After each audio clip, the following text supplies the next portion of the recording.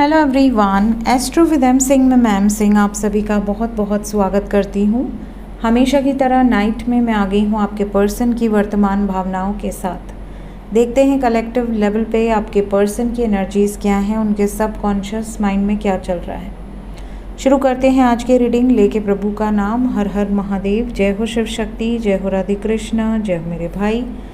सबसे पहले अपने पर्सन को याद कर लीजिए, उनका नाम ले लीजिए एटलीस्ट 3 टाइम्स ताकि ज़्यादा से ज़्यादा उनकी डीपेस्ट फीलिंग्स आप तक पहुंच पाएँ। शुरू करते हैं, देखते हैं इस वक्त वर्तमान भावनाएं क्या हैं आपके पर्सन की।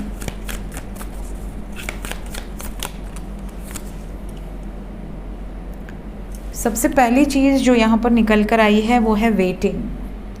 ये खुद भी उस मोमेंट का वेट कर रहे हैं। इनकी डीपेस्ट फीलिंग्स में जो नज़र आ रहा है, ये खुद भी उस मोमेंट का वेट कर रहे हैं जब आप दोनों हमेशा हमेशा के लिए एक हो जाएं। ये खुद भी चाहते हैं कि ये सेपरेशन यूनियन वाली जो ऑन एंड ऑफ वाली साइकिल है, ये हमेशा हमेशा के लिए ख़त्म हो जाए। आपके पर्सन भाग भाग कर थक चुके हैं।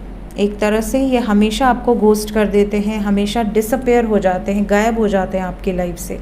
फिर उसके बाद वापस आ जाते हैं, फिर उसके बाद ऐसे व्यवहार करना शुरू करते हैं जैसे ये हो ही ना। ठीक है, तो कई बार आपको ऐसा लगता होगा कांटेक्ट में रहते हुए भी कि यार मेरा पार्टनर कांटेक्ट में है, फिर भी मुझे ऐसा क्यों लगता है कि मैं सेपरेशन में हूँ। ये बिल्कुल बात ही नहीं करते, बिल्कुल एक्सप्रेस ही नहीं करते, इन्हें कोई फ़र्क ही नहीं पड़ता पूरे दिन में क्या की क्या नहीं की, क्या किया क्या नहीं किया।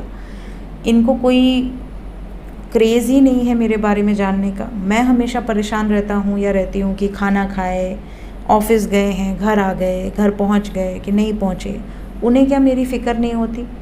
तो हमेशा ये इस तरह से व्यवहार करते हैं आपके साथ, जिसकी वजह से आप कंफ्यूज्ड रहते हैं कि ये हैं भी तो ना नहीं के बराबर हैं, और या तो फिर ये दूर जा चुके हैं, गायब हो चुके हैं।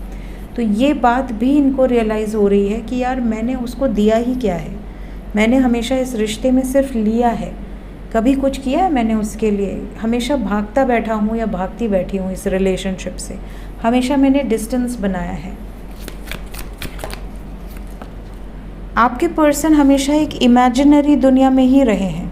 इनको ये भी लगता है कि मैंने जितना इमेजिन किया, अगर वो धरातल पे उतर जाता तो शायद हमारा रिश्ता इतना स्ट्रॉन्ग हो जाता कि कभी कोई बीच में आ ही नहीं सकता था। ये अपनी एक अलग ही फैंटेसी क्रिएट करते हैं, डे ड्रीमिंग करते हैं, और इमेजिन कर कर के ही ये खुश हो जाते हैं। फिर इन्हें ऐसा लगता है कि आप तो इनकी ज़िंदगी में हैं ही, आप तो कहीं जाने वाले हैं नहीं। इनको आपको खोने का कोई डर ही नहीं है। जिस दिन इनको आपको खोने का डर होगा उस दिन यूनियन एक्सपेक्टेड होगा। बट क्योंकि आपने इनको इतना सर चढ़ा लिया है कि इनको आपको खोने का डर ही नहीं है। इन्हें लगता है कि मैं चाहे 10 महीने ना आऊँ, चाहे 6 महीने ना आऊँ, चाहे साल भर ना आऊँ, मेरा पार्टनर तो मेरे लिए बैठा रहेगा या बैठी रहेगी, वेट करता रहेगा। जिस दिन इनको ये रियलाइज़ हो जाएगा कि जिस व्यक्ति से मैं सबसे ज़्यादा प्रेम करती हूँ या करता हूँ, वो व्यक्ति मुझसे अब दूर हो रहा है या हो रही है, उस दिन ये आपकी वैल्यू समझेंगे और आपको कभी छोड़कर नहीं जाएंगे।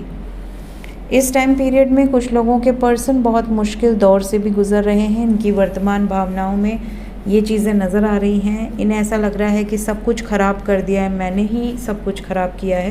ये किसी और पर ब्लेम नहीं कर रहे, ये खुद पर ही ब्लेम कर रहे हैं। इन्हें ऐसा भी लगता है कि सब कुछ जो है कहीं ना कहीं वेस्ट हो गया।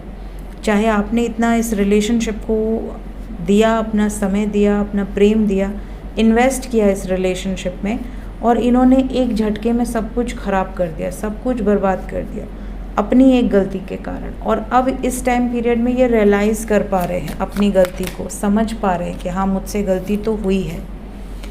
इस वजह से दुखी भी हैं, परेशान भी हैं, बहुत ज़्यादा हारा हुआ भी फील कर रहे हैं। कई बार इन्हें ऐसा लगता है कि मैं पूरी तरह से बिखर गया हूँ या बिखर गई हूँ, मुझे समेटने वाला अगर कोई है तो वो सिर्फ मेरा पार्टनर है और कोई नहीं। तो इस तरह की इनकी फीलिंग्स हैं, स्पेशली अगर आपसे दूर हैं तो। कई बार होता है ना, दुख सहने की भी एक लिमिट होती है, तो इनको ऐसा लगता है वो लिमिट भी इन्होंने क्रॉस कर दी है। आपको दुख देते देते देते पत्थर का बना दिया है, और अब आप इतने कठोर हो गए हो, इतने कठोर हृदय के हो गए हो कि आपको इनके आने ना आने से भी फ़र्क नहीं पड़ता। आपको ऐसा लगता है कि ठीक है, मुझे पता है आए हैं, मुझे पता है 10-5 दिन में फिर चले जाएंगे। तो अब आपको आदत हो गई है, आपको ऐसा लगता है नहीं, मुझे नहीं चाहिए ऐसा पार्टनर जो अपने सहूलियत के हिसाब से मेरा हालचाल लेने आए और अपनी सहूलियत के हिसाब से चला जाए। तो आपका भी एक लिमिट है जो क्रॉस कर चुका है, सर जैसे कहते हैं ना, सर के ऊपर पानी चले जाना।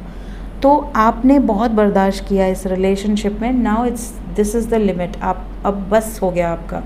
तो ये बात इनको भी रियलाइज़ हो चुकी है कि आपका ब्रेकिंग पॉइंट आ चुका है, जिसकी वजह से अब आप इनकी तरफ एफ़र्ट्स नहीं डालना चाह रहे, ना आप इन्हें चेज़ कर रहे हो, ना आप इन्हें कांटेक्ट कर रहे हो। आपने एक डिस्टेंस बनाया हुआ है, कंटिन्यूअसली आपने एक डिस्टेंस क्रिएट किया हुआ है और ये चीज़ें सेपरेशन को और बढ़ा रही हैं। इन्हें ऐसा लगता था कि यार आज हम बात नहीं कर रहे हैं, 4-5 दिन में आप इनको कोई ना कोई मैसेज चिपका ही दोगे और उसके बाद बातचीत फिर से शुरू हो जाएगी। इनका ईगो भी रह जाएगा कि क्योंकि आप 4-5 दिन में मैसेज कर ही देते हो। इस टाइम पीरियड में आपने भी ठान लिया है कि नहीं, अब तो तुमको करना है तो करो, नहीं करना है तो मत करो, मैं तो नहीं करने वाला या नहीं करने वाली। तो ये जो चीज़ है, इसी वजह से आपके पर्सन परेशान हैं। ये होप कर रहे हैं कि शायद मैनिफेस्ट करने से, शायद पॉजिटिव थॉट्स क्रिएट करने से या फेथ रखने से चीज़ें ठीक हो जाएंगी। तो ये इनकी वर्तमान भावनाएं हैं इस वक्त आपको लेकर। देखते हैं इमीडिएट एक्शन क्या एक्सपेक्टेड है। इमीडिएटली क्या एक्शन एक्सपेक्टेड है। सबसे पहले जो लोग नो कांटेक्ट में हैं,